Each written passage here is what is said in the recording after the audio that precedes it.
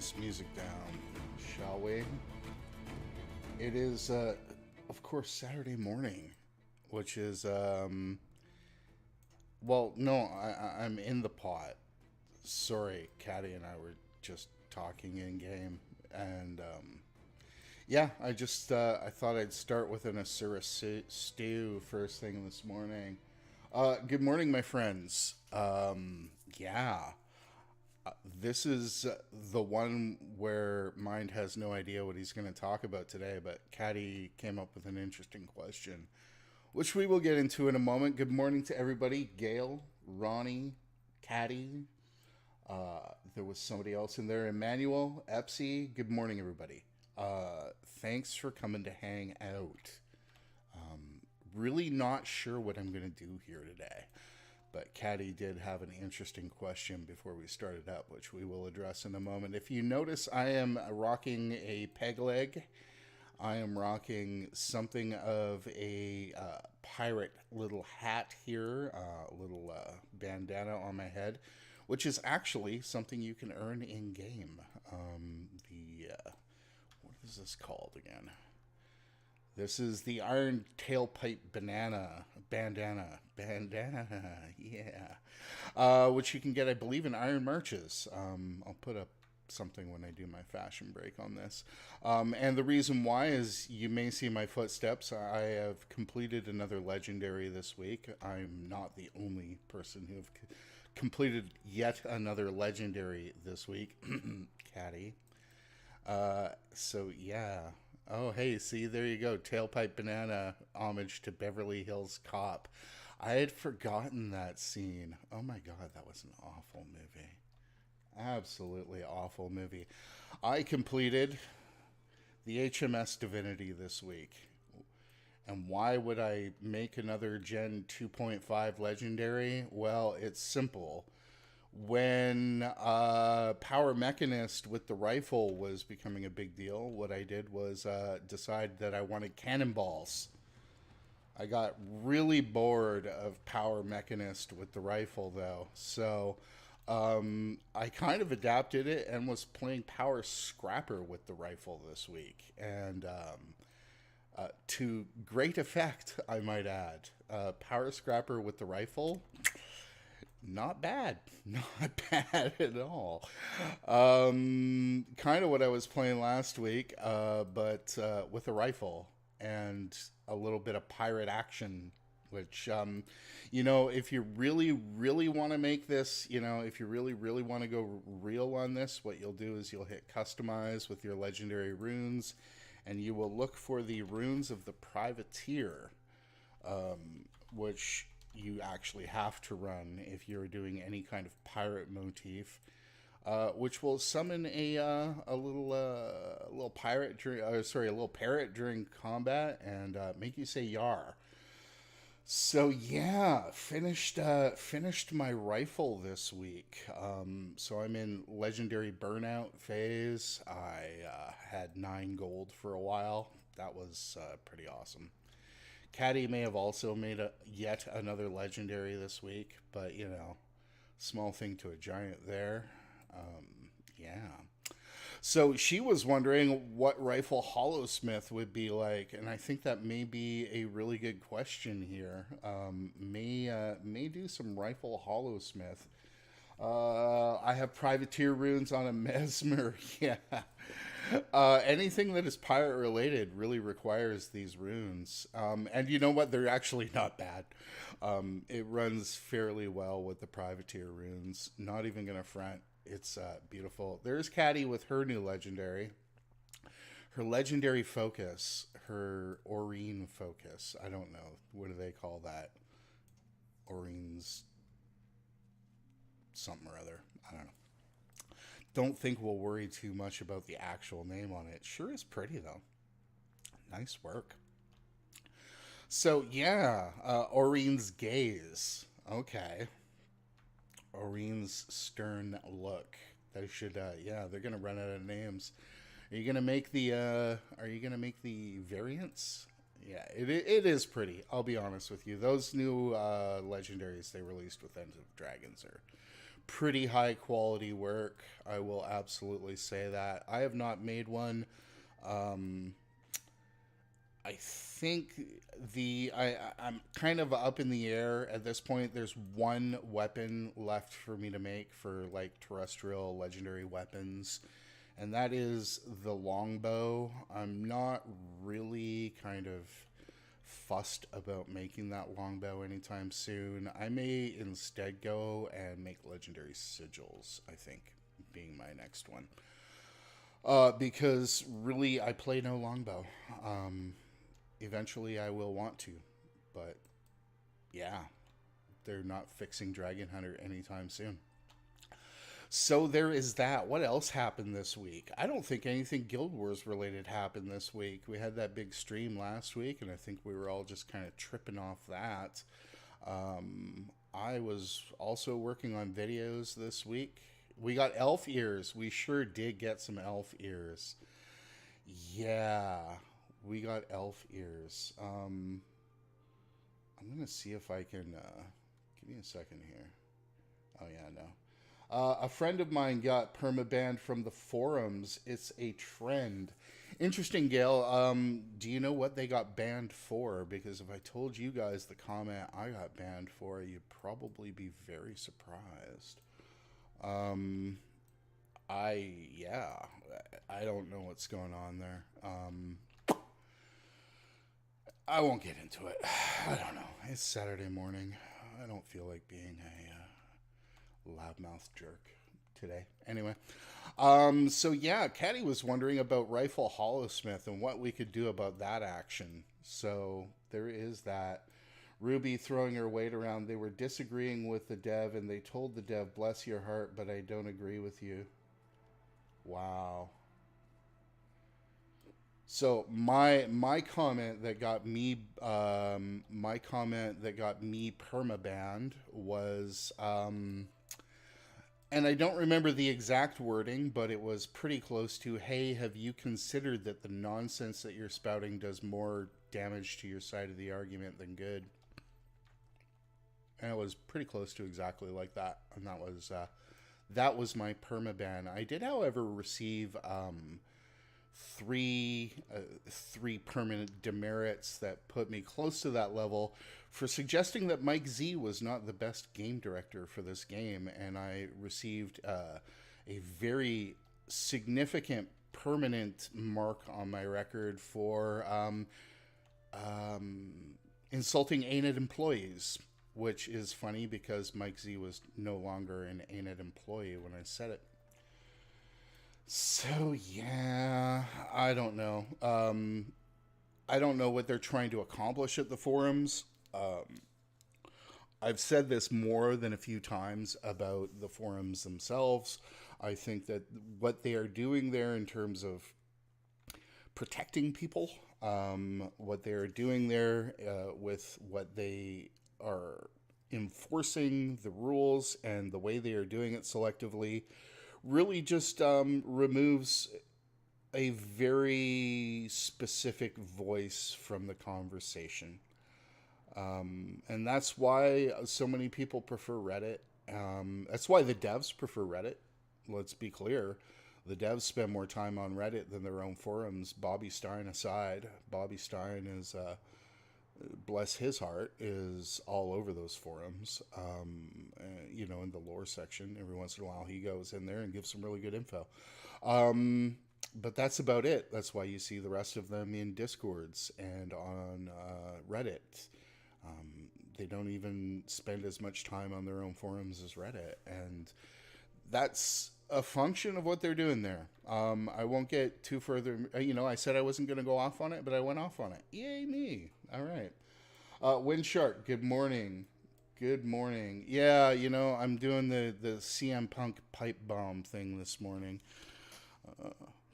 Because I'm the best in that ring, on this microphone, even on commentary. Anyway, not really.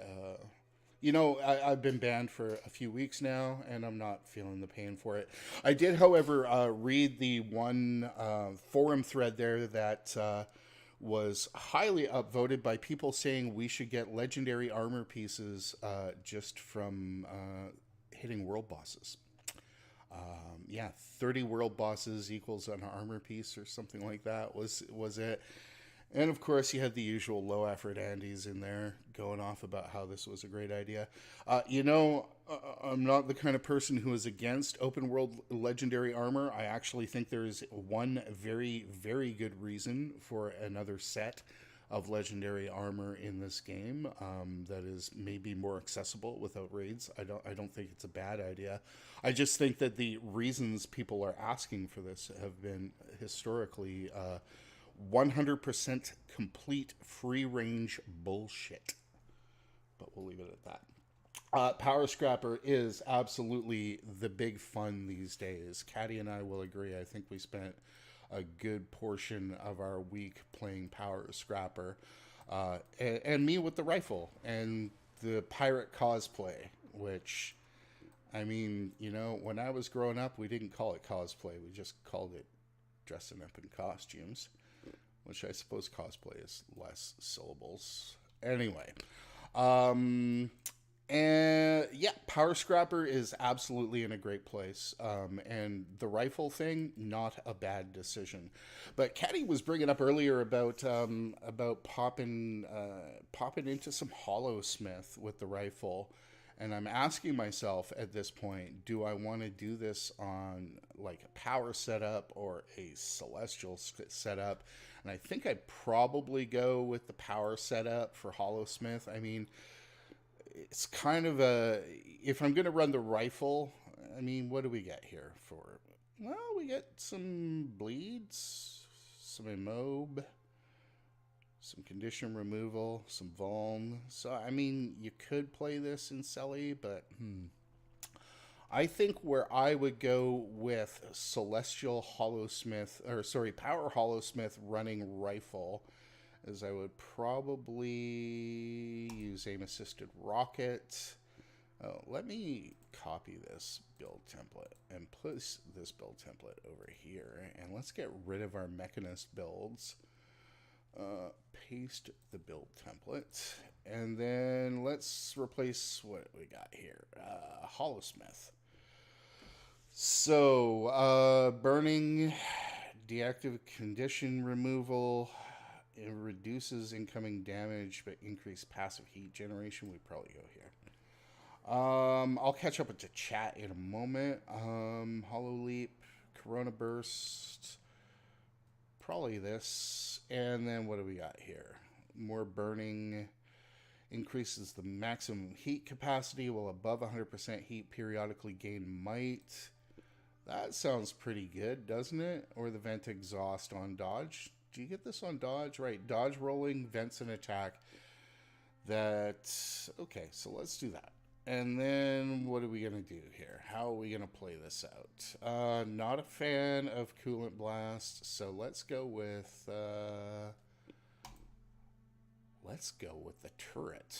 And definitely want to pick up one of these. Which is the one? The one with the Fury. There we go. And then what else are we going to use here? Maybe an elixir. We got an elixir already on there. What else would we run here? Let's run the other elixir. So we get some Fury, some quickness. This is our stun break. And oh yeah, we definitely want to run the Hollow Elite. Yeah, absolutely. Windshark coming in there, catching up with it. I think it would be nice if we could get open world legendary armor, follow a huge achievement train, and get to craft your legendary pieces if you got the mats. I think that the impact on the economy is probably the number one reason to put another set of legendary armor in the game. I think that that's probably a very good idea.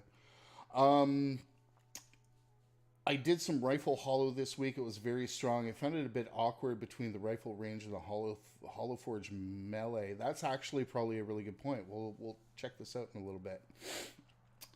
Similarly to the legendary amulet. Yeah. The problem with the legendary amulet, and I don't want to be to, you know, I say that, but I'll end up being pretty critical. The problem with the legendary amulet was going through season 2. Getting that legendary amulet shines a bright, huge spotlight on some things with this game that are just not in the best place. And I think some of that older content really suffers. And I think when we're looking at the new stuff that they put in the game over the last few weeks or a few months since End of Dragons, when we're looking at the season 1 stuff, that they've taken the time to improve and polish, etc. It's really hard to go back and say, well, we should be really, you know, shining this bright, you know, legendary light on season 2, which I just don't believe is the best content in the game. I really just don't. Having been through it a number of times at this point. All right, Caddy, are we going to hit something? Are we going to go and look for things to hit? And we will see how far we get with this Holosmith idea. Let us go find the giant. The giant being the first test I usually make when I'm effing about. Mine, do you have Daredevil or Deadeye builds? I'm going to be honest with you at this point, Windshark. Deadeye, without a doubt, my least favorite spec in this game. And I really did give it a fair shake. I'm not even going to fret. Deadeye is... I don't enjoy it. I don't think it was conceived well. I don't think it plays well in PvE. I get that there are some people that disagree with me. And when it comes to the instance stuff, when all you're doing with that Deadeye is smacking on a boss and you've got a bunch of people around you, fine. It's a good DPS spec. Okay, great. But for open world specifically, I find a lot of... I don't find a lot of reasons to recommend it. Daredevil is a little different. Daredevil... I had a Daredevil build up on the channel for the longest time. And I had to take it down when End of Dragons launched because the sustained nerf to Invigorating Precision made it what I could personally consider for open world just not strong enough. I don't want to use the word or the term not viable, but it certainly wasn't as strong as some of the other options, be they power or Condi based. I have no gathering tools. What's up with that? So the Thief is not in the best place for open world. Thief, you know, there's a lot of reasons why Thief is not. I don't feel Thief is in a great place.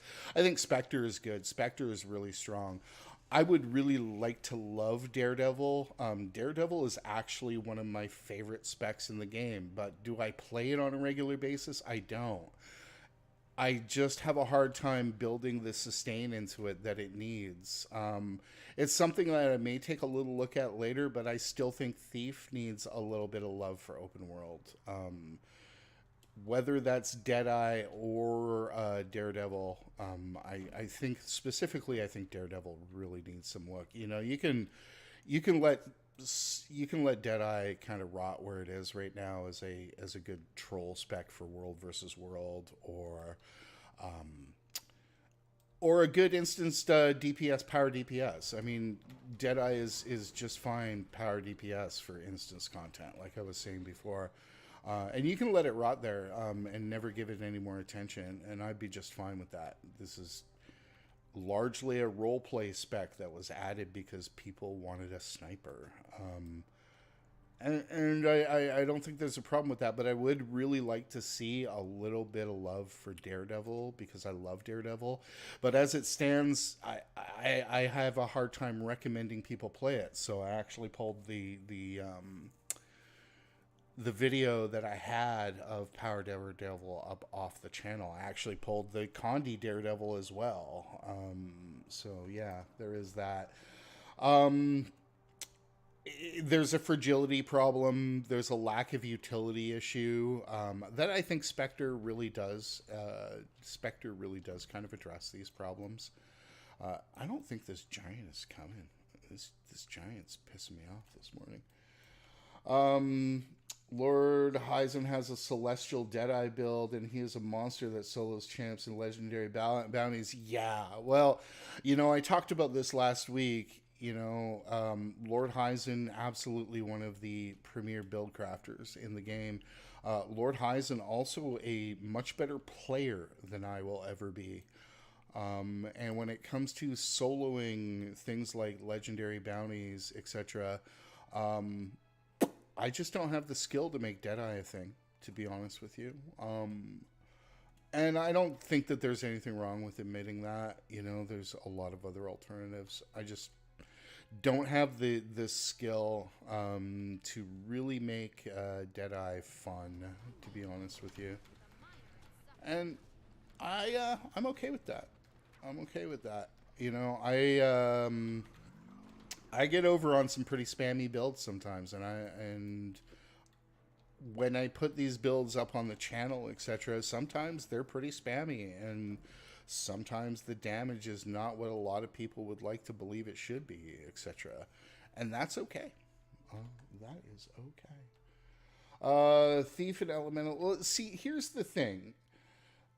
Thief, Elementalist is not as dependent on the class mechanic as Thief is. Like, when you look at Base Thief, what does Base Thief bring to the channel? Base Thief brings to the channel, the party, it brings stealth.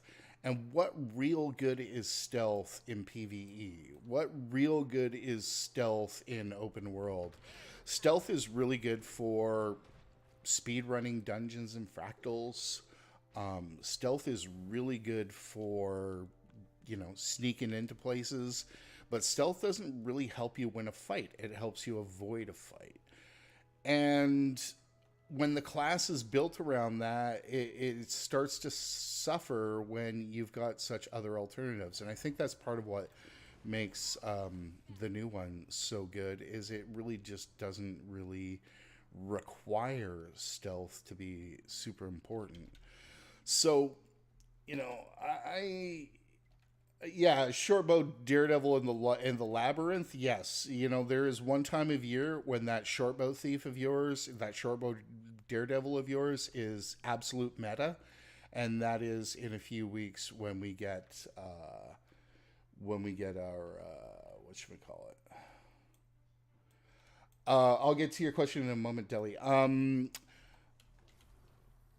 There is one time a year when Shortbow Thief is the best thing you can play, and that is in the Mad King's Labyrinth.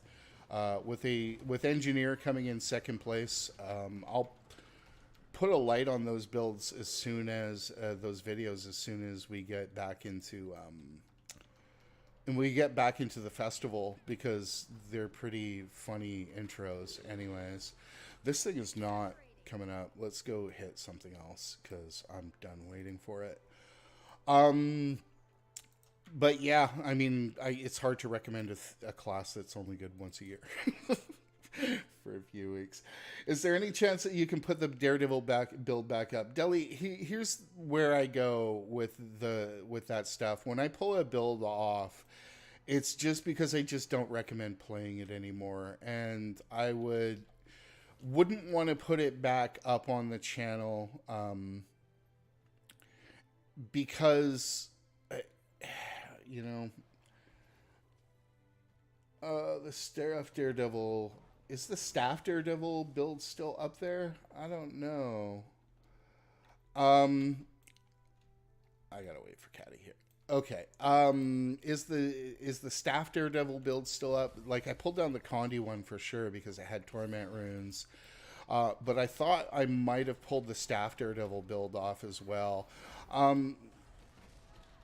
Again, if I'm pulling this stuff off, I'm not going to put it back up because I pulled it off because I'm not getting much value from it, and I just don't think it's on the same level that it should be, and it doesn't meet a few performance metrics for me. Like, when I'm making a build and I'm testing a build, it has to be able to do certain things, and if it doesn't do those things, I have to pull it off the channel. It really does. Midnight is not feeling well. No, nobody's going to carry us. Midnight, I'm sorry you're not feeling well. I'm going to say, gee, get well, please.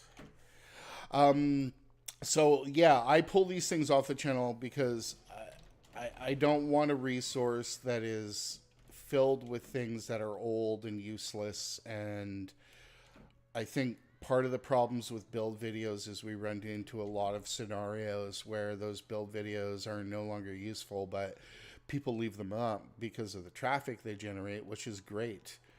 You know, generate your traffic, etc. But I just don't want people, you know, thinking that I recommend things that are just not good. So that's kind of the way I'm going to just kind of sit at it. I'm not going to bring it back up. Oops, this is the wrong one. This is party. So I'm not going to put it back up, particularly the Condi variant, which relied on some heavily, you know, nerfed interactions with those torment runes. I do try to go back and look at things, and hopefully, you know, when they make upward tuning, and try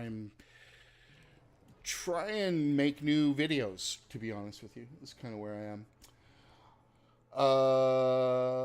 There we go. Gail says, in my opinion, the best mechanic for Thief isn't stealth, it's the initiative system, giving me control over cooldowns. I hate the initiative system. I hate it. The way I play, I just end up spamming things, and it's just awful. But more to the point, you know, I'd love to do a lot more Thief content. I just don't think it's in the best place, to be honest with you. So let's see how this goes. I don't have a lot of sustain on this build right now, so this may not be good, but maybe the tropical bird will carry us. And wouldn't that be great? Actually, this is doing pretty well. But the sustain is not there. Let's, what do we think? 10 against the birds? Feels Birdman. Feels Birdman. There we go. So yeah, Rifle Holosmith? Sure, why not? You should definitely play Rifle Holosmith. Yeah, Tropical Bird with the hard carry. Hey, Sage, how you doing, chica? Sage, soon to be star of one of my video intros there. Let's see. Is there any way to make Scrapper using Flamethrower do good DPS when using a build with Condi or the same rune? I mean, Scrapper with the Flamethrower is absolutely fine. It's just not going to be great DPS, but it's going to be like the easiest thing you ever play, right? So you can't expect it to do, you know, top tier DPS, particularly when some of the other options are more involved. But that said, when I'm going through the Labyrinth, my second favorite build will be obviously to play Flamethrower Scrapper. Wow, easy for me to say. Let's hit this thing, see how our damage numbers do, and then I will catch up with the chat and try and be a better host to you all this morning. Boy, I'm actually quite liking that Rifle Holosmith, to be honest with you guys. Can't take any more heat, but I can sure dish out a whole lot of paint. Wow, did I just do 15 on that thing? That's not bad. That's not bad at all. I'm not even running food. All right. Catching back up. I'm sorry, man, but I'll play my AoE Scourge in the lab this year. Yeah. Windshark, also another really, really great option. Probably my number 3 pick for Labyrinth would be Rifle Scourge. Or sorry, Rifle Scourge. would be Condi Scourge. But you know, the thing is, Condi Scourge does almost too much damage for the lab. Kind of where I would put it. By the way, I am going to pop you guys a little link in the chat for those of you guys who may not be aware. Sage in the chat, probably my favorite streamer going these days, constantly upping her game, consistently probably the most entertaining Guild Wars 2 streamer going. And if you have never followed her stream, go there and do it, or you're gonna hate that guy in the mirror tomorrow. Caddy, what are we gonna hit? We're gonna find a new target. Let's go hit the Troll Runestone, see how this does. I think that's probably a good test. And then I will get even further into catching up with the chat. Caddy is pointing out the Flamethrower Scrapper is big DPS in there. Yeah. In World versus World. Was thinking that too. Yeah, when it comes to Labyrinth farming builds, my number one will always be Shortbow Thief. And the reason why Shortbow Thief is your best bet, why Shortbow Daredevil is your best bet, is because you've got the dodge that removes inhibiting movement conditions. So what you can do is put on the little speed dodge thing that you have. And that little speed dodge will, and I forget the name of it, I'm sorry guys, but that'll remove a lot of the conditions, because one of the problems with moving around in the Labyrinth is all the cripple, right? Like, there's a F-ton of chill and cripple and all that. And if you can mitigate that stuff, and Shortbow Thief does that better. The other thing that Shortbow Thief has is Shortbow Thief has the bounce on the one, so you get at least 3 targets every time you're shooting. So it's really good. But again, Flamethrower Scrapper, not a bad decision either. Condi Scourge, just for its AoE pressure, and you also get the Trail of Anguish that will give stability to the people around you. So I think that, yeah, I think those are my 3 favorites anyways when it comes to the lab. I'm not going to do a lot of lab farming this year, but I do have the 2 videos from last year about the lab farming builds. I will shine a bit of a bright light onto those a little closer to when the lab farm thing starts. Not the most sustainy build in the world, but this is pretty nice. The damage is there anyways. So yeah, if you're looking for something to play, Rifle Holosmith, still in a good place. I don't know if I big game hunt on this. Let's go big game hunting, Caddy. Let's go hit up a Desert Bounty, and let's see how we do on that with our Rifle Holosmith. And then again, we'll catch up on the chat. It's never too much damage. Sometimes it is. Sometimes it is. Make Scrapper Flamethrower good again. Hey, Nico. I'm just not sure that it needs to be better than it is. I think that Flamethrower Scrapper is actually probably, if I was going to play a low intensity build, Flamethrower Scrapper would probably be it for open world anyways. All right, let's go hit this big plant and see what happens. This may be a recipe for disaster with the very limited amount of sustain. I dare you to fight the Mushroom Champions. No, fuck those Mushroom Champions. Seriously, those Mushroom Champions are just annoying AF. The real problem with the Mushroom Champions, Windshark, I'll shoot real straight with you. When it comes to the bosses that I run and demo and test on, they're usually just the easiest ones to get to. So when I'm going into the desert, into the jungle, and running those hero points to do testing and stuff like that, you'll notice that the ones I actually test on are super easy to get to, and those mushrooms are just not. Exception for the frogs. I hate the fucking frogs. The frog and verdant brink, you know. Wow, the damage is good. The damage is good. Let's see. And then I can hit my circle and not get punished too badly. Of course, I could just stand in that laser beam. That'd be good. But hey, Caddy is now back on Scrapper. So obviously the bonus I have at this point is that on Hammer you lose a lot of DPS on this inside-outside mechanic. So what's that, phase shifted? Yeah. So when you're running hammer on phase shifted, you run into problems, and this is actually why I started trying to play it on Scrapper. Rifle on Scrapper is the inside-outside mechanic really punishes melee builds, melee-only builds.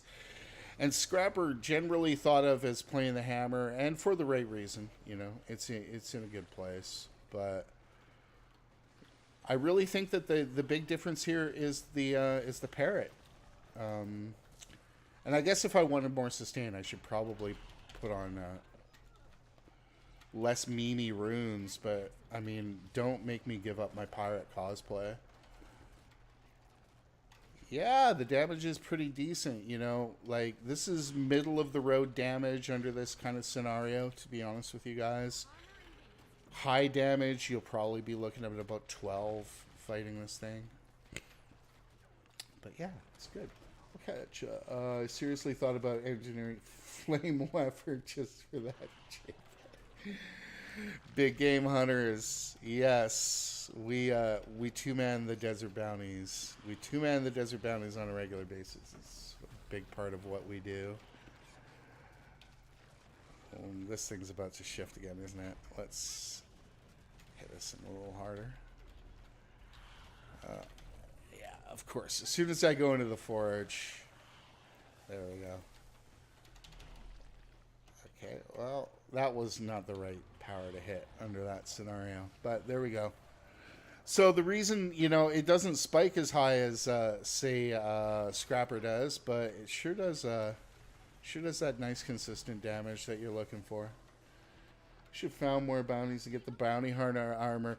The bounty hunter armor is not bad. I will tell you though, the best way to farm that bounty hunter armor is world versus world. The reason why is you don't actually farm the bounty hunter armor in PvE. You farm the recipes, and then you have to craft it, I believe, if I'm not mistaken. Whereas the chest of desert armor on the desert reward track, I think it might be just the crystal desert reward track or whatever,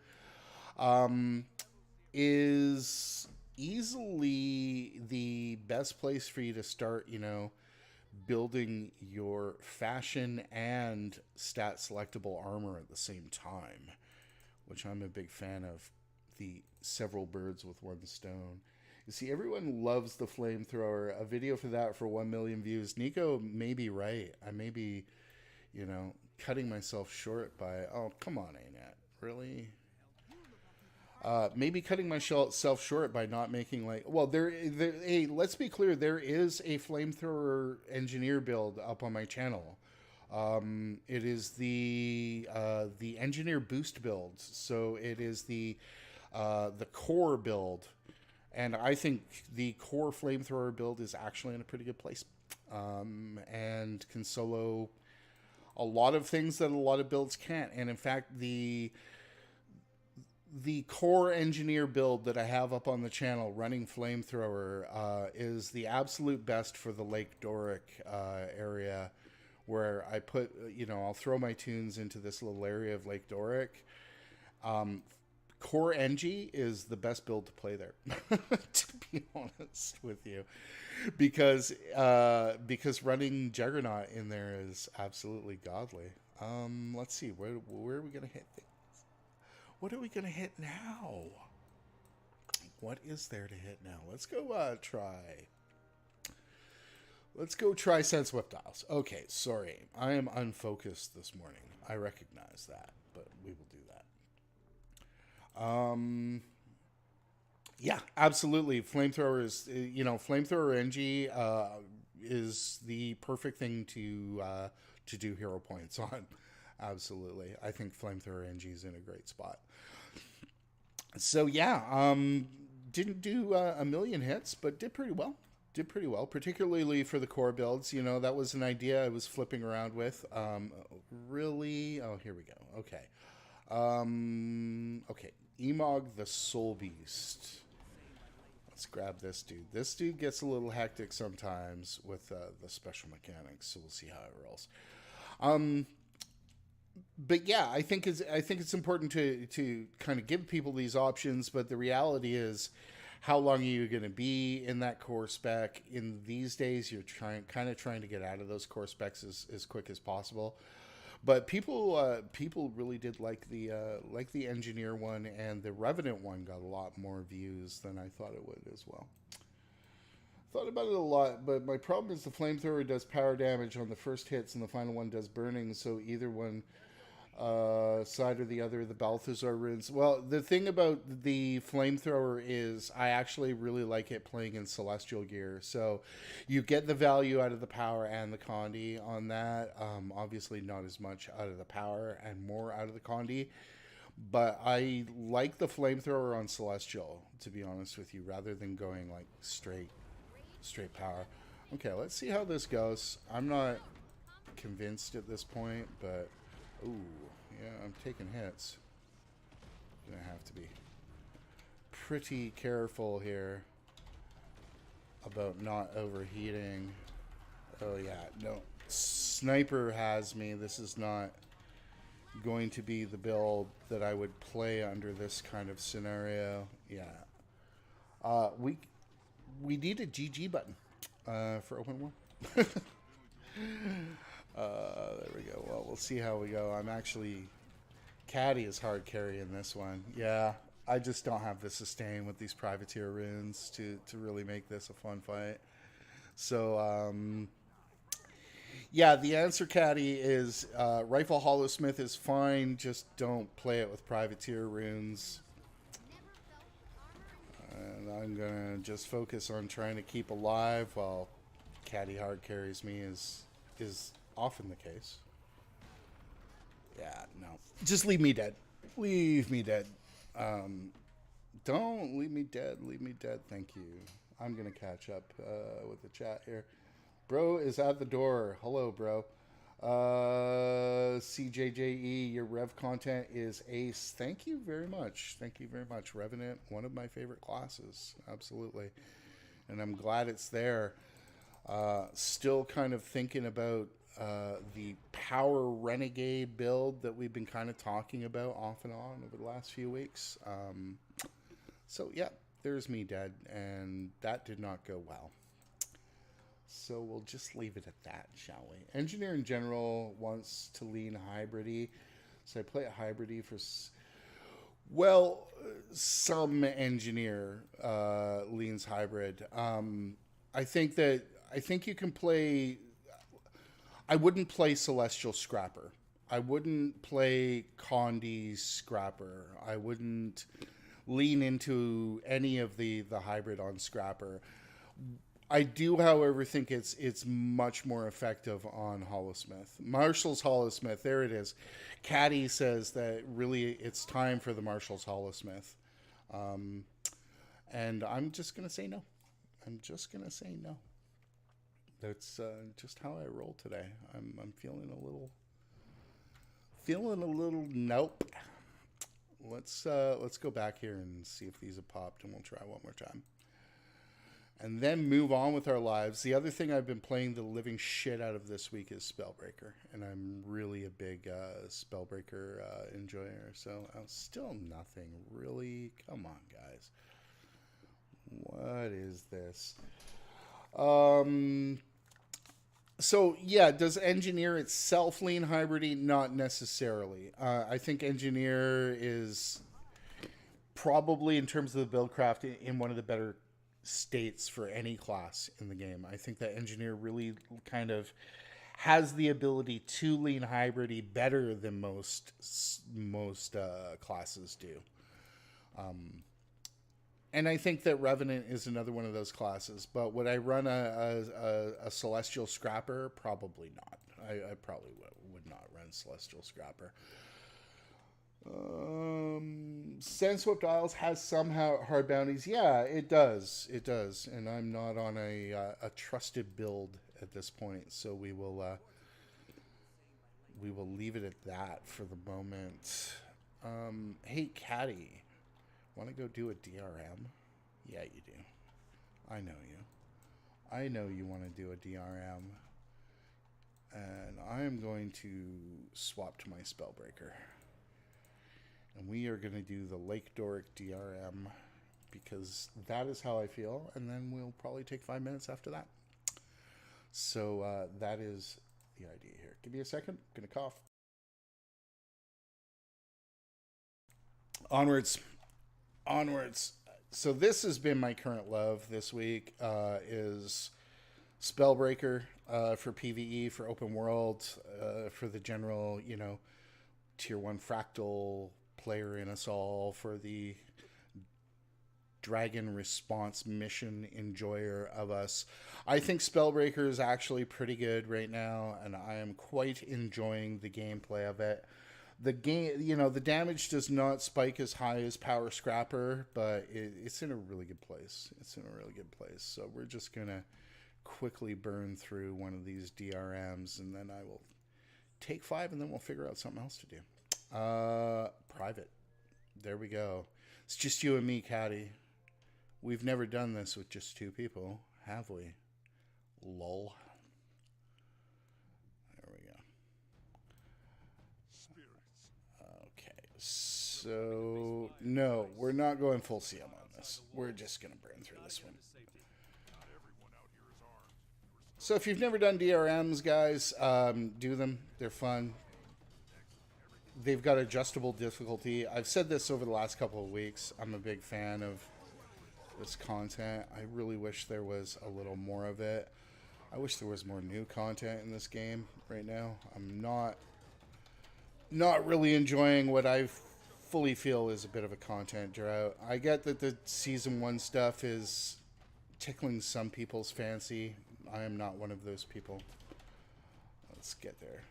I don't know. What are you guys thinking of the Season 1 stuff? Are you guys enjoying that? Because to me, that Season 1 stuff is, good for a couple of hours. And even this last one, I just couldn't even be bothered to finish it. I'm enjoying it that little. I ran into a couple of bugs and I immediately noped out. And is that bad? Is that good? Is that on me, or is that a guy who's really kind of wishing we had something new in this game? Since End of Dragons, it's been pretty bad. I guess I feel like a world versus world player. Catch up on this in a second, because what I've been doing most of the week is playing Tekken 7. So, all right, let's get out of here.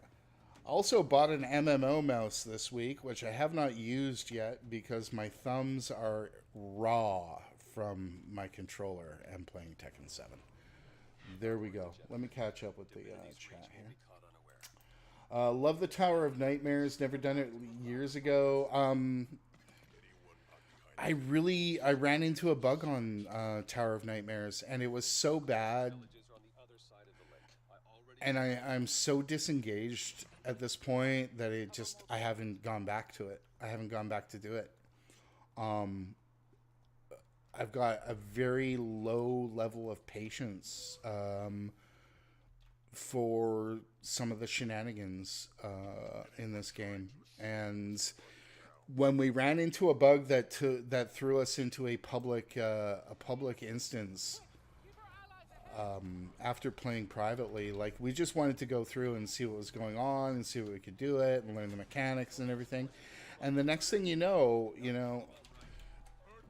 we get bugged into a public instance, and I lost all patience at that point. And I'll understand that that's on me, but man, we went through a year-long content drought before End of Dragons. And now that EOD is here, we're already on another content drought, because I just don't think that Season 1 is doing it for me, I guess. And I guess content drought's the wrong word, because there has been content, and it has been improved, and yeah, there have been some things added, etc. But I don't know. I'm just not feeling it. I'm not feeling Season 1. I knew I wouldn't feel Season 1, and I'm still just not feeling it. Yay for Condi Cleanse. Alright, I'm going right in here. Why not hit me? Come on, I full countered. Catch up with the chat in a moment. So yeah, you know, I guess where I've been taking my pleasure in this game is just more from the people I've been playing with for the most part. But I've really had a hard time getting excited about Season 1. I've really hard to excited and basically realizing we're not getting a new season of Living World. You know, have they said we're not getting it? No, but have they said we're getting one? Absolutely not. Everything that they've talked about new content, they've talked about a new map, they have been very careful not to use the words Living World. So clearly they want to move away from that, which is unfortunate because Living World was a big reason why I enjoyed the content cadence in this game. I enjoyed the Living World format. I'm that guy who unabashedly thought Living World was pretty fucking cool. And if you've played a lot of other MMOs, you realize that Living World was pretty special. You just don't get that level of content delivery in most other MMOs, and it was part of what kept me playing this game through, you know, some relatively dark times.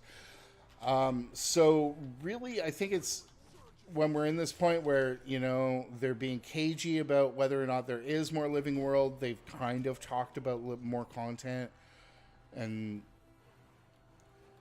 I don't know. It's hype is the one thing that ANET does criminally poorly. And I guess it's suffering when I don't have something to look forward to on a regular basis.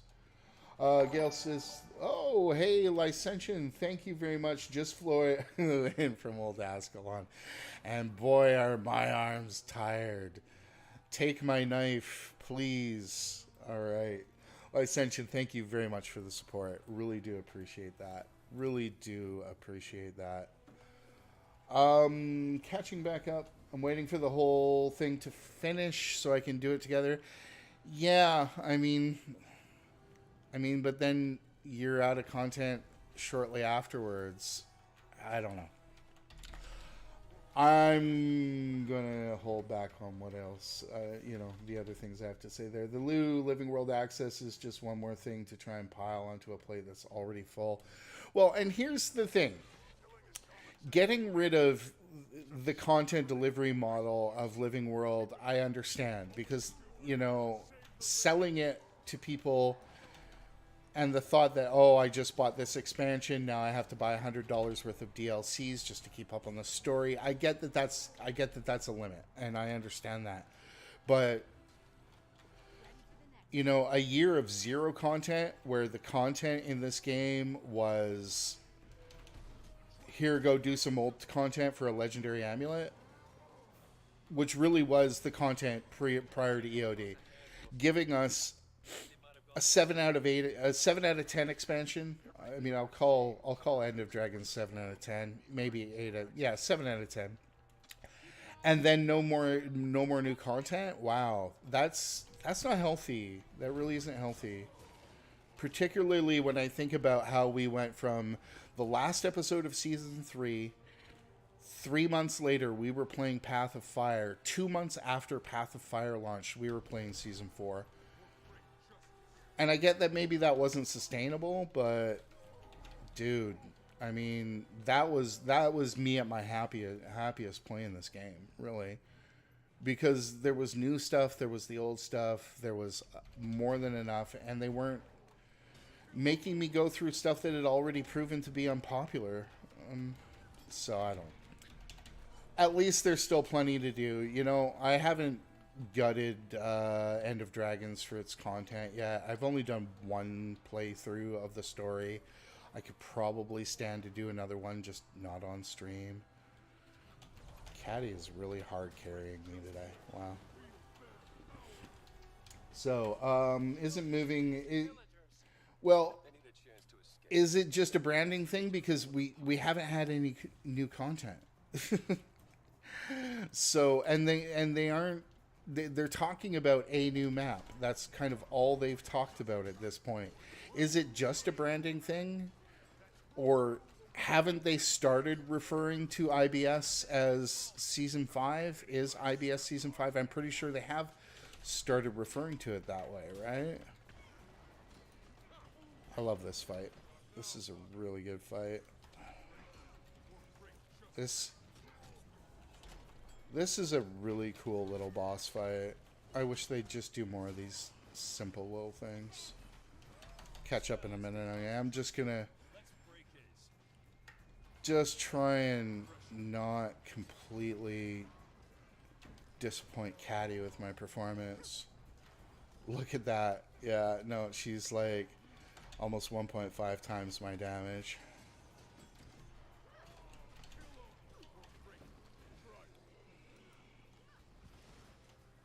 There we go.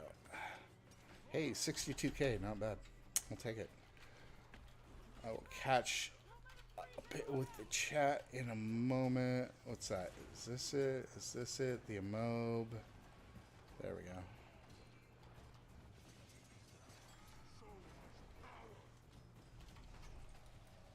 Oh, I thought all Caddy's light show was actually something I had to dodge. I have not hit a full counter all day. Good, go me. We got this guy though.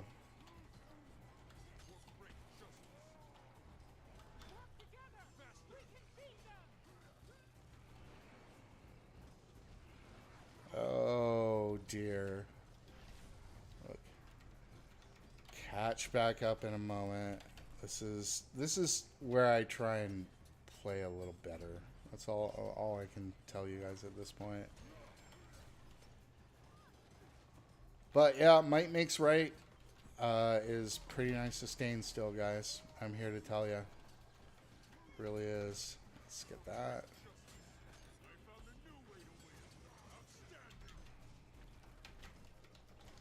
We got this. All right.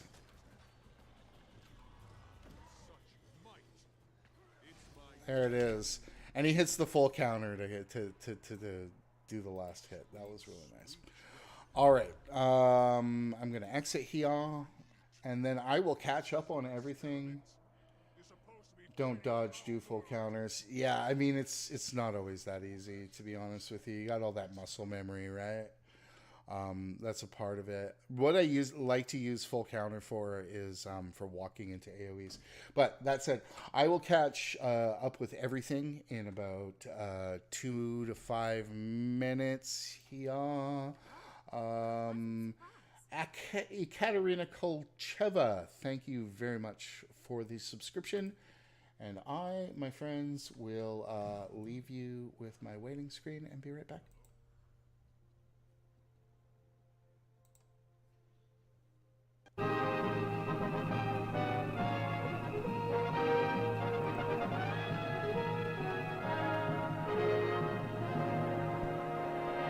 When the engine is operating, air is drawn into the engine by means of the compressor, in the same way that the turning blades of a fan pull in smoke.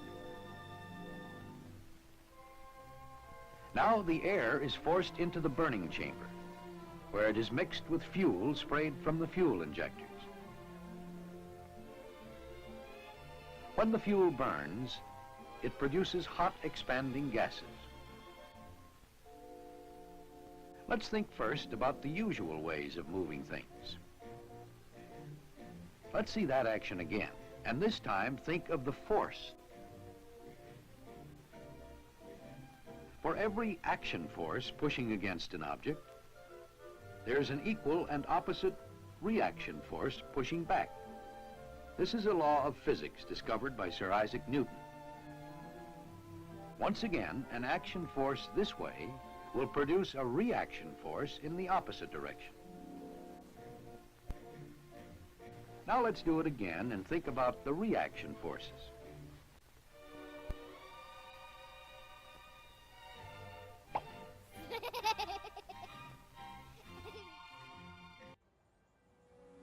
Sure, I could have stayed in the past. Could have even been king. But in my own way, I am king. Hail to the king, baby.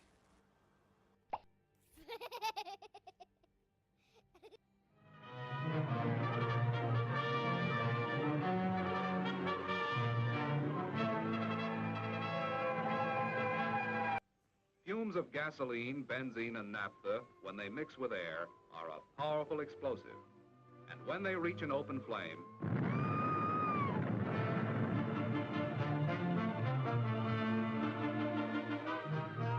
every minute of the day and night, all year long, there's a fire.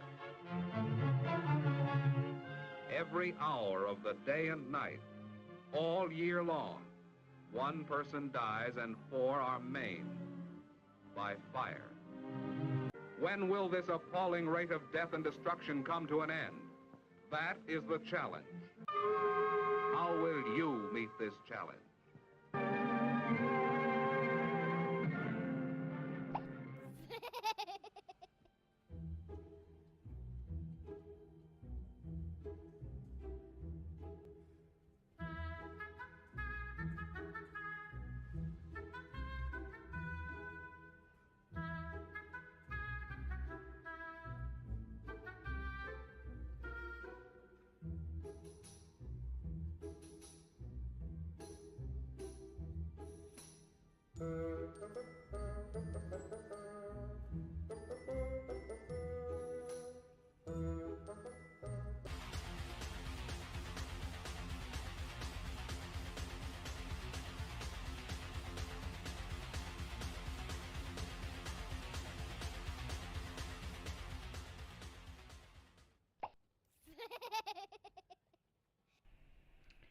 All right, let's play some Mesmer.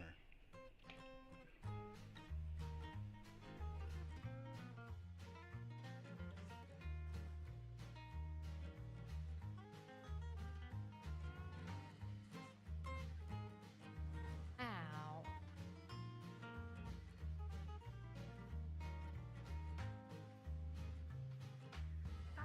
Ow. Ow.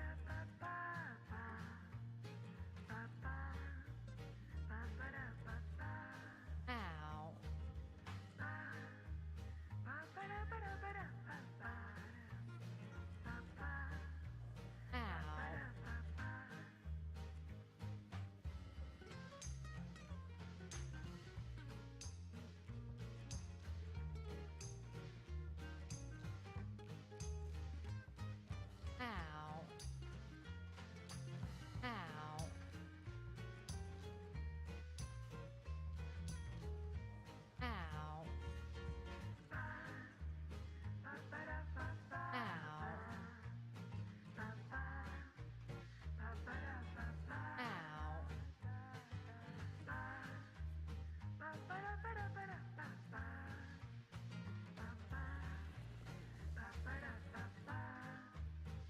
Ow. Okay, good stuff. Let's make the video.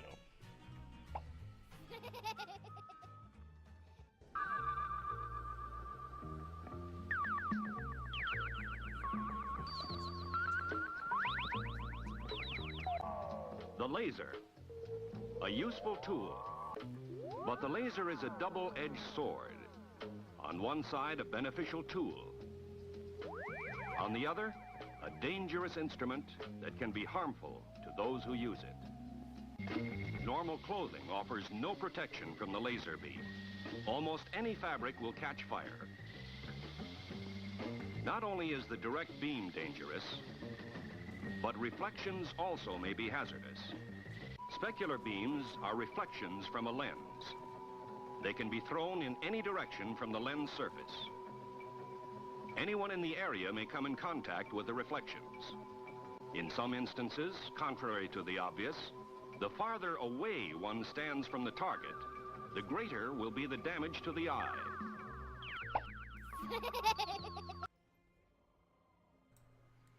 Guild Wars 1, you say? I've given a lot of thought to Guild Wars 1. How do I feel about Guild Wars 1? I think $30 is a lot to invest in a game that old, to be honest with you guys.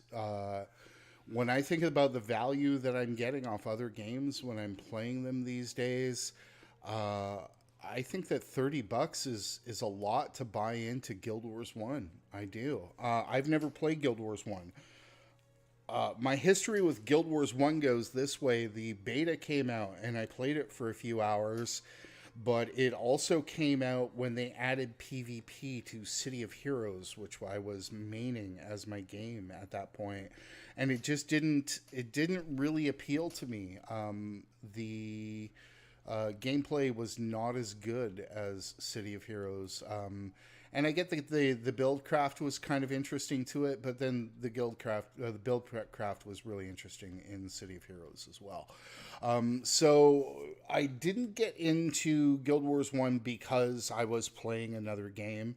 I didn't touch an ArenaNet product for many years after, or for several years after, basically after NCSoft shut down City of Heroes, because I vote with my wallet and I was not happy about them shutting it down. And got involved with Guild Wars 2 for other reasons. A friend of mine had a Mac. This game was out on Macs at that point, so I came in here, tested it out to see if it would be a good game to recommend to them, and it was, and I got hooked on it. But when it comes to going back and playing Guild Wars 1, I honestly think that $30 is a really big investment for a game that old and scuffed. A lot of the things I enjoy about Guild Wars 2 are not present in Guild Wars 1, jumping being a big thing. That said, you know, I've got a lot of friends who are, I know a couple of the people in Fang are really kind of know life in Guild Wars 1 at this point. I just, there's some things about Guild Wars 1 that rub me the wrong way. One is the movement, the combat not as interesting as Guild Wars 2, and I actually don't think that the buildcraft in Guild Wars 1 was as good as Guild Wars 2. And I think this is a hill I will die on. I know it's not a popular thing, but while there were more options in Guild Wars 1, I just don't think that they were as viable as a lot of the options in Guild Wars 2. I just prefer this game. But more to the point, I think that, you know, if you want to onboard me into a game that old, I mean, putting a $30 price tag on it, maybe not the best way to do so for my kind of money anyways. You know, when I think this week I picked up a copy of Tekken 7 for $11, when I think that I paid, what did I pay for Don't Starve? Don't Starve Together, I paid $16 and got 2 copies of it. You know, it's absolutely ridiculous. And let's go to do the Brisbane Wild ones. And when I think about $30 as onboarding into a game that old, I just kind of shake my head a little bit. I'm not sure. And there are other things. I don't think the production values in Guild Wars 1 were all that high. The voiceovers aren't there. There's a lot of text reading. I'm not a big reader in MMOs. I'm the first one that'll kind of nope out of a text wall, and there are a lot of text walls in Guild Wars 1. So there are a few reasons I've really held off getting into or even trying Guild Wars 1 in current year. I realized my experiences with the beta were not indicative of the game that shipped. But the other side is, you know, it's just the wrong way to get me kind of into a game. You got to give me some kind of at least cheap option, and for Guild Wars 1 not to do so, I think is a little bit. Catching back up. Yeah, you can get items for Guild Wars 2. You can get some really nice armor sets. A couple of those heritage armor sets are really nice. Alex Clay, welcome to the stream. Hey, I was looking at your video guide about Power Virtuoso that is about 6 months old. Since I'm a new player, I'm wondering if those old builds and videos are good to use today. Yeah, they are. There's been no appreciable change in that Power Virtuoso build. A lot of people prefer the Condi build, and I think the Condi build, if you want to be doing kind of end game content, I think that the Condi is a better way to go on it. But the build that's up there still works as advertised, is still fun. I still enjoy it. And more to the point, if a build becomes unfun or gets nerfed to a point where it can't do what I say it does in the video, then I take the video down. And that is just the way to look at it. If you're looking at my videos, Alex, and you're really kind of wondering, is this viable? If it wasn't viable anymore, I'd remove the video. I have about a half dozen unlisted videos, so I just take them out of the listing where people can't see them, and they have to be seen, what you would call it? They have to be either directly linked. Maybe somebody has bookmarked it. You might still be able to see it, kind of thing. But yeah, I pull those things off, and that's just because so you don't have to ask that question, I guess. So that question is already answered. Really, I don't want to live in a world where my content, where I have to say, well, that video you just watched, no, that doesn't work anymore. So anytime I get to a point where the video does not work as it did where the build doesn't work as it did in the video, I actually remove it. So, yeah. But the power version that I have up is still a lot of fun as an open world roamer. It's a little bit more difficult to play than the Condi version. I think that the Condi version, if I had to play one, I would probably play like a Rampagers or something like that. And I do have a video partially done for that build. You may want to take a look. I have the Virtuoso but cheaper build, which is a really cheap way to kind of onboard into Virtuoso in a Condi build. It's really beefy. It's got some nice sustain. Its damage isn't as good as the power build.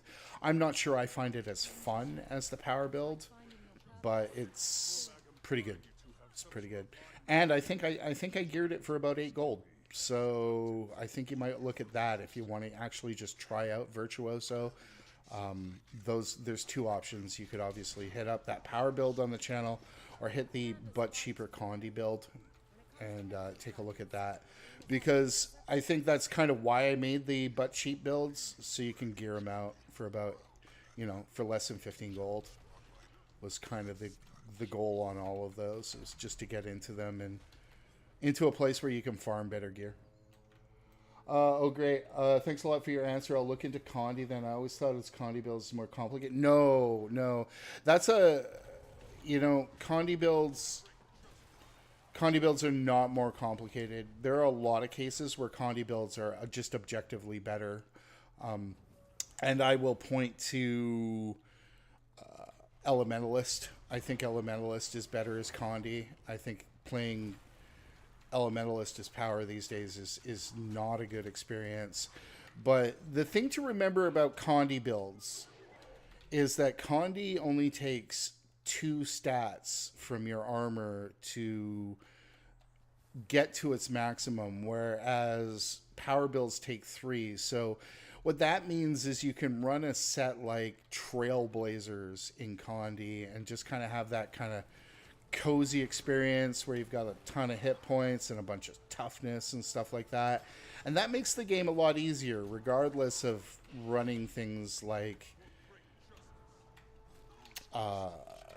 what do you call it? Like combo finishers and stuff like that. Like a lot of Condi builds will need like, a few combos and stuff like that, but power builds will rely on a lot more, and it's easier to hit those combos when you're not worrying about your health bar. So I'm a big believer in Condi builds, particularly for classes that struggle with sustain. I would look at that. I think that Condi on Revenant, I think that Condi on Elementalist, I think that Condi on a number of different builds is just a better way to play things. But then there are classes that just don't do as well in Condi, I would not play Condi Scrapper. Hugo, you can always try Axe Mirage. I love Axe Mirage. I've said this on the channel more than a few times. Mirage is one of those things I would love to play more of. I just don't find the time to do it. I really enjoy Mirage. And the axe specifically, I really just love the play style to it. It's just got this really fun, fluid thing. I know that the meta these days is playing Mirage with staff, but I love the axe Mirage. I actually want to try and play something competitive at some point. I'd like to play some Action Mirage. Hugo, good morning as well. Hello. Hello. I'm attempting not to be sourpussed this morning.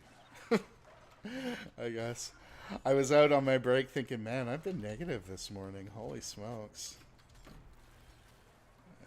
Full counter? Come on, hit me. Why are you not hitting me when I full counter? Come on. Axe Mirage makes me seasick. Yeah, that's what I love the most about it. I love that that constant feeling of being in other places. It's really, it just, yeah. No, it's a beautiful thing. It's a beautiful thing. And really, I should just take some time and do some more stuff with it, but my time is just so limited these days. There we go. And I am enjoying the simple, the simple gameplay of, I think, a little more selfish specs. I've been playing a lot more selfish specs these days. The Scrapper build Caddy is playing. I had a hand in this Spellbreaker build. These are pretty selfish builds. Because sometimes, the class just, or the spec just demands a little bit of selfishness. Whereas I think, usually I focus on something that's bringing a little bit more value to the party. I just haven't been lately. Alright. Blew another full counter.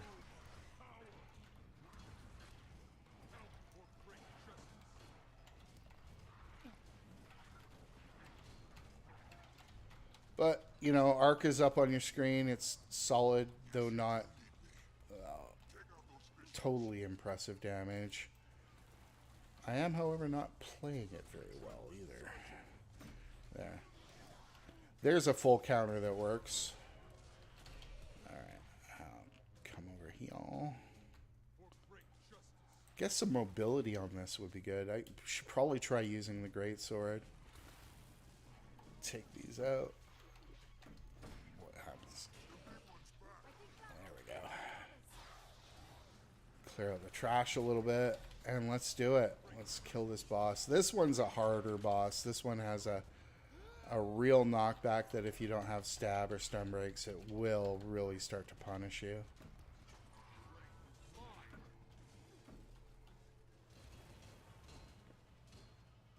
Oh, there you go. The 70k Axe 5, I'll live with that. Yeah, I should probably just start using full counter more reactively. I have this habit of trying to use full counter as like an offensive tool where I will walk into a bunch of mobs and just trigger it, hoping that full counter will go off. But oh, there I go. Blown into it, and I may pay the ultimate price here. No. Am I out? No. I'm dead. Caddy, save me, Caddy. No, I will get the Jade bot to save my ass. And, oh, nice. Right back into the fire. Very cool. Yeah, nice. Okay. Not my greatest shining moment right there. Okay. Let's... Yeah, probably shouldn't have got on this roller beetle either.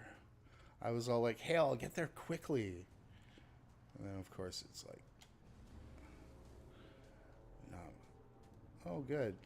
And there's all this stuff here. I went in the wrong door. Okay, well, Caddy's really just going to have to just totally carry this. What can I tell you this morning? Wow, I'm about to get punted out of the mission because I went into the wrong door. Oh, Lord. This is why I stream, to put these moments up in front of you all. Top tier gameplay.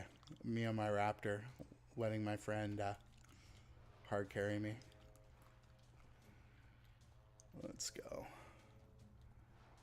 This was like the wrong one, I guess. Huh. Hugo, I will take a look at your message in a moment. Hopefully I will locate the fight that I'm supposed to be at, because I think I've went the wrong way again. I really think it just happened. Yeah, there we go. There's a new event nearby.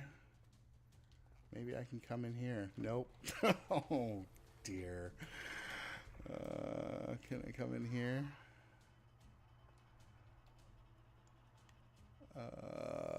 Well, so this was the right day to get lost. I'm not sure what to tell you guys.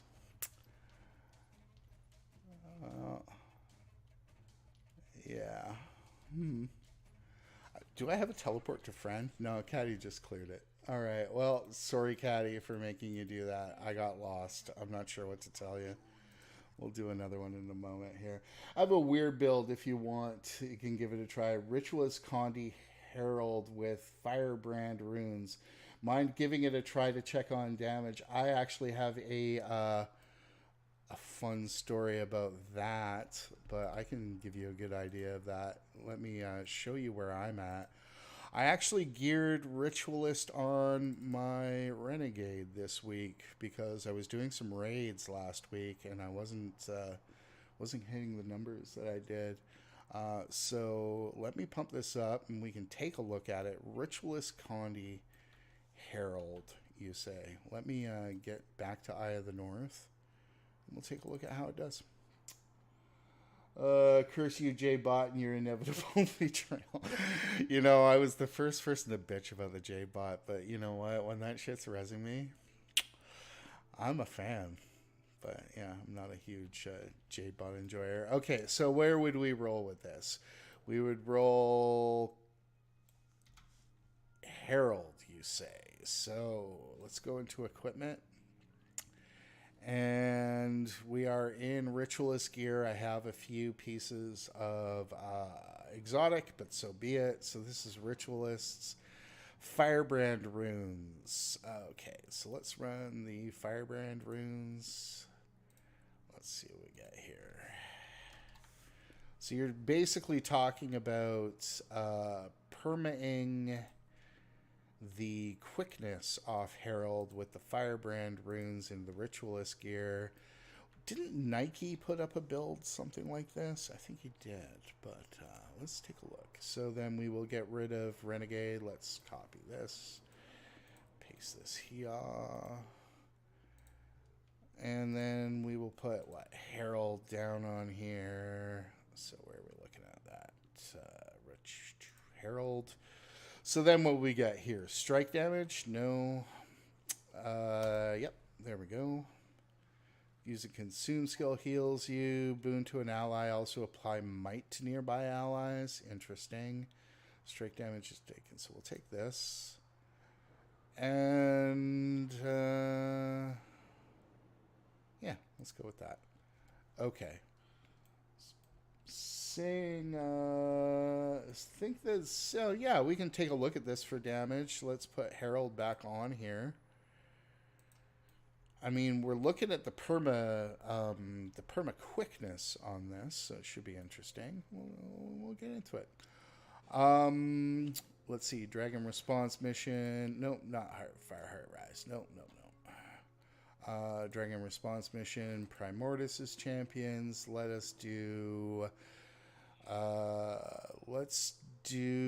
Metrica, because it'll be an easy, good test, and we'll get a very good idea of how that plays.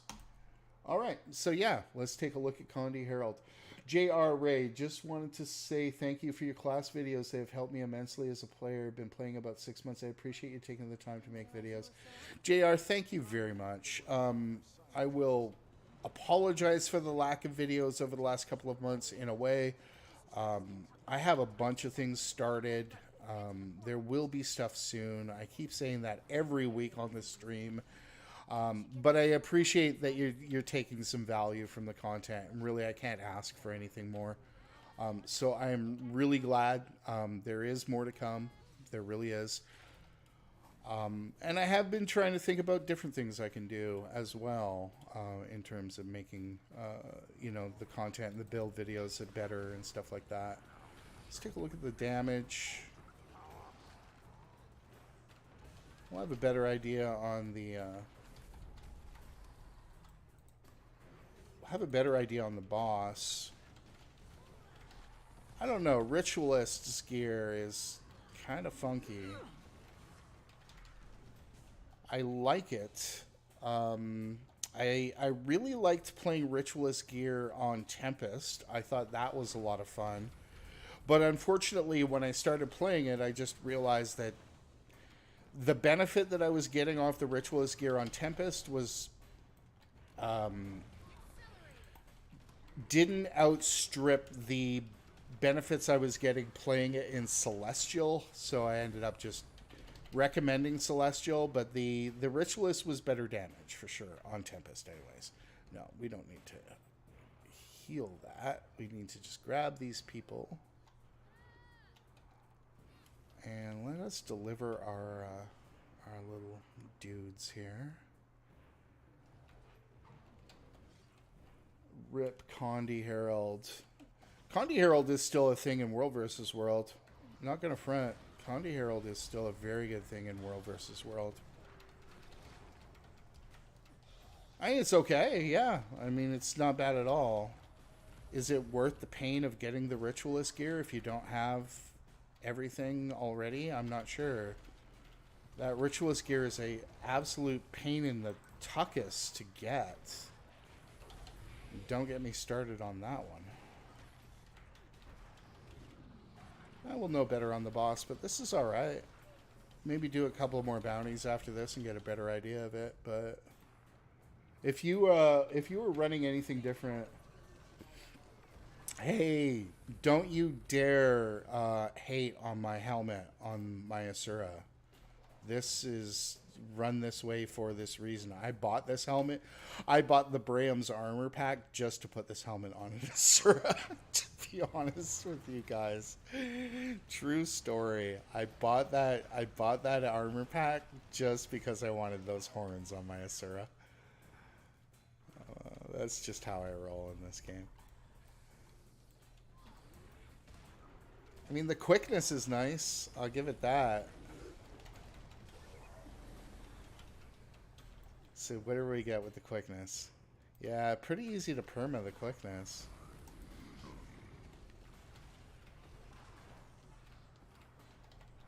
I will catch up with the chat in a moment.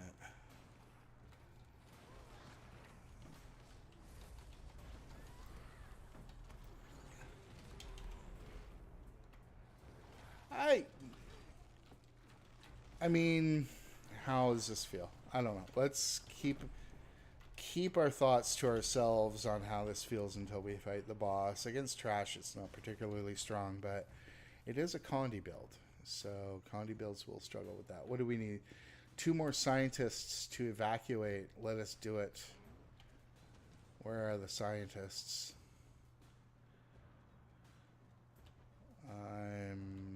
Yeah, here we go.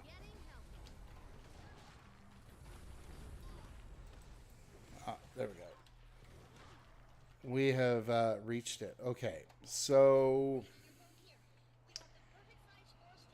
use that and swap to Condi Alac if you don't like it. Yeah, we'll take a look. The fashion. Oh, thank you, Adam. Yeah, girl, this is Newt's. I worked really hard on the look of this character, to be honest with you. Those are the Spellbreaker shoulders, the Braham's horns. I think we're using a piece of the... Oh, we can just pull this up while we're waiting. What are we running on this? So, Vigil's Honor Greaves, Phalanx Leggings, Stone Summit Gloves, Vigil's Honor Breastplate, Spellbreaker's Redoubt, Braham's Warhelm. Running the Moot and Astralaria as... Oh, let's get on a Raptor here.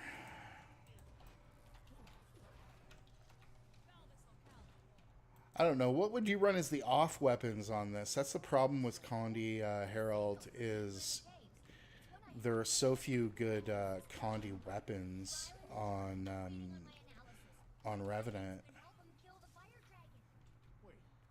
Come on, let's go. If it means stopping Primordus, you're not.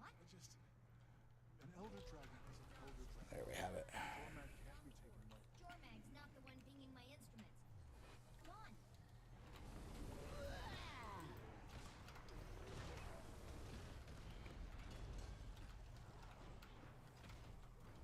Unfortunately, we're also, as we're gauging the damage on our arc numbers here, having to put ourselves up against Caddy's numbers. And Caddy may be a bit of a pro on Scrapper. Not even going to front. Spoken with. Reason with. Have some swiftness. You just start smashing stuff. I run Staff. Yeah, Staff is really good CC for sure. It's just a much better power weapon than it is a Condi weapon. It's a very, very underrated power weapon. Very cool support weapon. But it is a net DPS loss.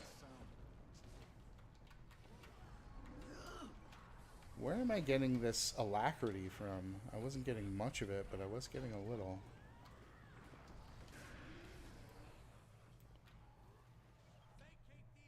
Licentian's fashion is on point as well. Very nice. Yeah, Mace is probably where you're gonna camp for sure. For sure, Hugo. Precedent for a rational elder. Maureen, and enemies can be good. Speaking of the heritage, yes. Pretty small sample size. There we go. Right now, Jormag and Primordus are clearly nice.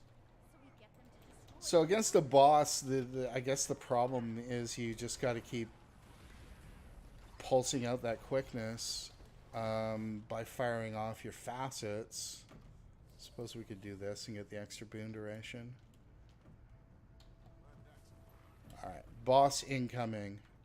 Maybe we could probably run my train after this or something. Some easy boss fight.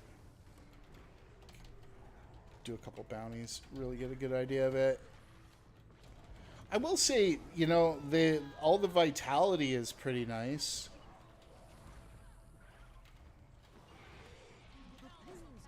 I won't complain too much about the sustain on it. It feels kind of beefy, and we're not playing on CMs or anything, so it's not the best test, but we'll do some better testing of it after this. Come on, Timey. We have knowledge. Very forthcoming. All right. The two dragons are twins? Dormag lies. Oh, this is getting rough. How many pings do you really need? Yeah, see, That's why I brought reinforcements. Oh, this is the spot. Strongest readings. it spikes nice and high against trash mobs. I'll say that. Being able to pull the trash mobs with Call to Anguish is really nice. Killing our people's But the constant clicking of the facets to keep up the quickness is, Run or die. But you're I don't know, there in the mountains of ass. Free range ass. we're not the only ones. Alright. But that is... Alright.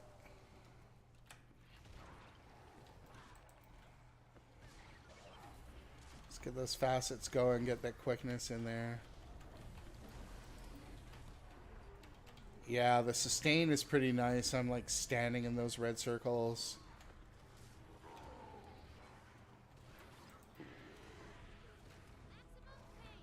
Maximum pain. 10 against this, that's not bad. It's not great, but I'm not playing it super well.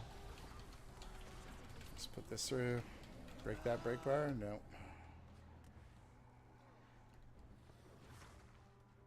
Well, it's very much like a lot of the builds that upkeep, meaningful boons.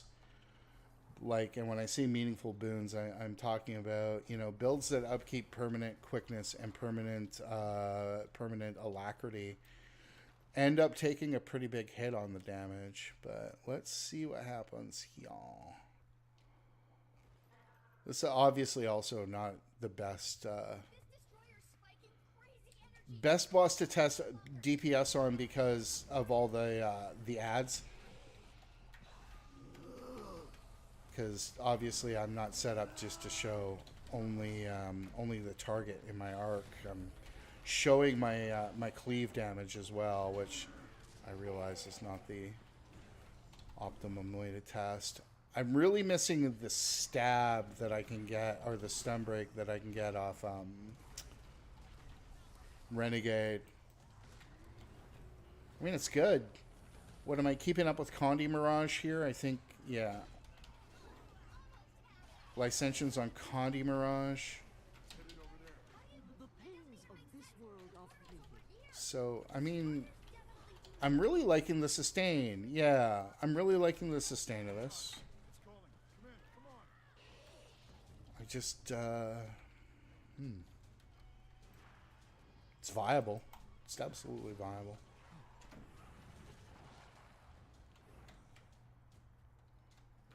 Come on, Bram. We got a boss to spank. No virtuoso on the last boss.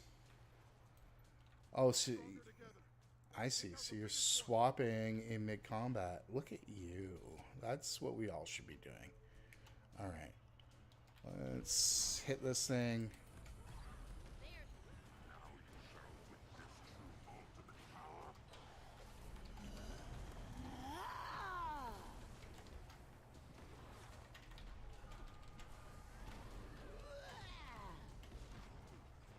I like that it's giving quickness, and it's doing it reliably. The damage is decent. But if you notice there, we got Caddy, like, dusting us on Power Scrapper. Alright. Let's hit up a bounty, and let's see what this does against a bounty. So let's get out of here. And we'll see how it goes. Maybe the Firebrand runes are overkill and you should try something else and just go power instead. I don't know. If I'm running power on Herald, I'm probably going to go... I don't know. You see, the problem with running power on Herald is you have to run Diviner's gear to keep up the quickness, right? This is not where I'm going. Let's go here. Let's try this. So when you're running power on Herald, to keep up that quickness, you gotta run Diviners, basically. There's no other choice. And it's so glassy. It really is so glassy. Yeah, I have these five. Oh, come on. What is up with these bounty boards today? Wow. I've run Firebrand runes on Herald before, and I mean, I'm running them now. Are they overkill? No. I mean, the reality is this is how we're going to keep up the quickness. You could run Nightmare runes, but then you'd probably just be... Really? Come on, ain't it? Ugh. Here, maybe? I'll try it in a moment. Don't know, this build gives me a headache, and you're right. Celestial is just better. I mean, it is and it isn't, right? Like, is Celestial... would running this in Celestial be better? Not necessarily this specific build. Because, I mean, there's a lot of reasons. This is not bad. I don't want to say this is bad. I want to ask myself, is it worth doing this just for quickness? Because that's really all... The only reason you're running the Firebrand runes is the quickness. And when you're running alone, what value does the quickness have? Is quickness a big value when you're playing with other people? Absolutely. It's huge value when you're playing with other people. But is it of big value when you're playing by yourself, or can you get better value playing, other things, right? Let's just try this. Let's see how we go. Oh, and now I'm going to get punished because it's got phase shifter. Oh, wow. This is not going to be a good test. Because obviously without a real ranged option, we're going to be suffering here.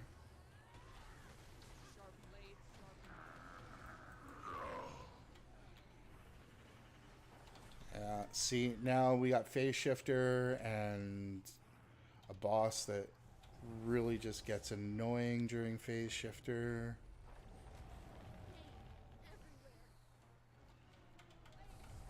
There we go. Back in. Better not stand in that.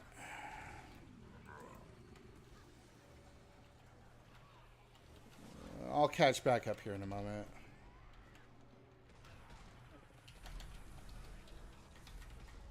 The pains of this world are fleeting.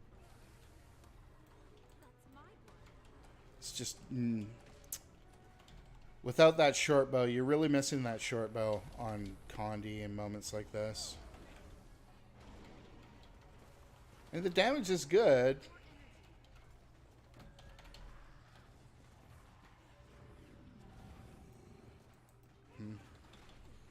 This is me making up my mind. This is my making up my mind phase. Yeah, thank you. Thanks, JadeBot. Alright.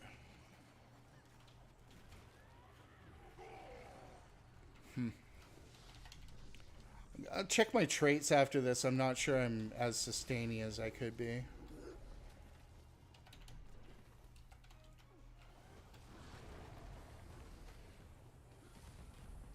But yeah, this build would be very annoying under situations like this.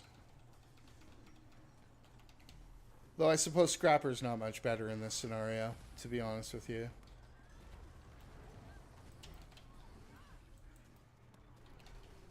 Suppose you could put the hammer on this, but then again, hammer again is power build, or power weapon.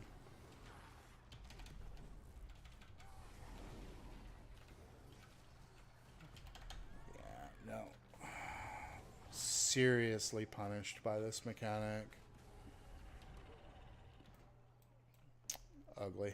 Not, Adventures in... Yeah, there we go. Being alive for a moment. I love it against trash mobs. Let's check the build in a moment, and then we will do another test here. Let us go here. And please just stop getting hit. There we go. Why do people let me buy? You're right, Celestial's just better. Crystal Oasis bounty is daily. That's it. I mean, but seriously, this whole system where you have to wait for them? Come on. Let's go here.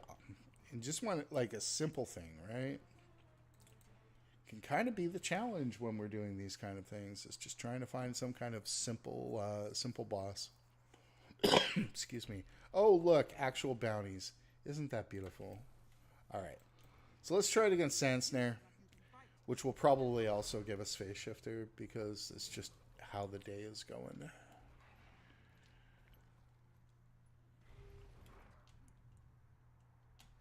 And here we go.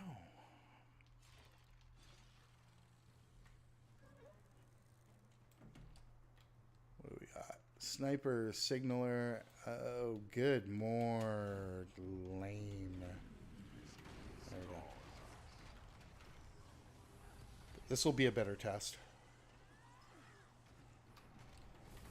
Some quickness going for my pals. Whole bunch of quickness going for my pals. So what are we doing? 7 or 8 on this? I would call this the low end of what I would want an open world build to do.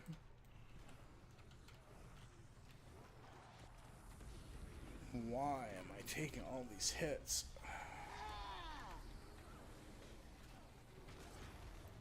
There we go. It's not the lowest I've ever played. I'm checking the traits here in a minute, but you know, it's just not fun. It's not awful. If I had to play Herald, I would do it, but if I wanted to play Revenant and play Condi, I would absolutely just put Renegade up on this, because Renegade's going to give us Alacrity on this Ritualist's gear. It's going to give us better damage and probably better sustain, to be honest. That's it. Not bad. Not bad at all. But not a compelling reason to not play a different spec. That range damage and it takes time to ramp. Yeah, it does take time to ramp. It takes a lot of time to ramp. It absolutely does. Mace Axe, my favorite Revenant weapon kit. There are very few kits that come as that have as much to offer as Mace Axe. I love the CC. I love the mobility. I love the damage.